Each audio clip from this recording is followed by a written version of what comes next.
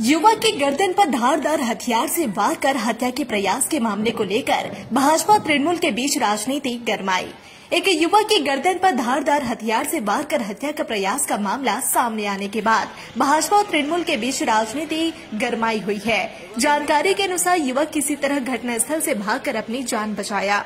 युवक की गर्दन पर चाकू घोंपकर हत्या का प्रयास का मामला सामने आने के बाद चाकदा थाना अंतर्गत मदनपुर में भारी हड़कंप मच गया।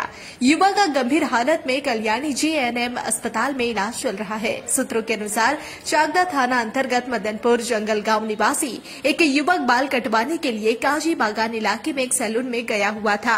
कथित तौर पर संजय नामक युवक ने उसकी गर्दन पर धारदार हथियार से वार किया।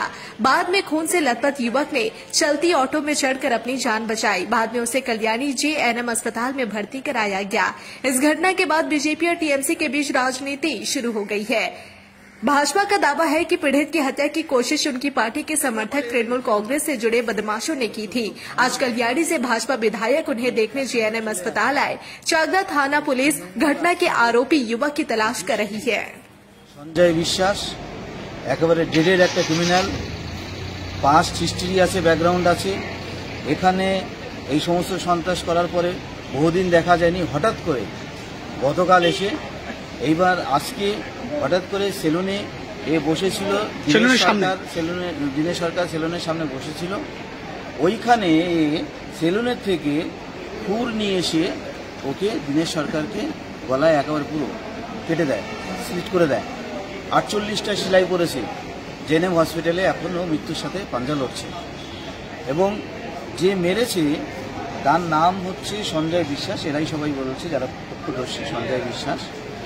তো সঞ্জয় বিশ্বাস যখন নাকি মারার পরে যখন নাকি ও দিনের সরকার গলা চেপে ধরে যখন ওখানে নাকি প্রাণ বেঁচে ওখানে পালানোর চেষ্টা করছিল, দৌড়ানোর চেষ্টা করলো গলায় হাত চেপে, তখন ওকে আর একটা পাশের দেশের থেকে গিয়ে সাইডে একটা রড দিয়ে ও মারার চেষ্টা করে, আঘাত করার চেষ্টা করে।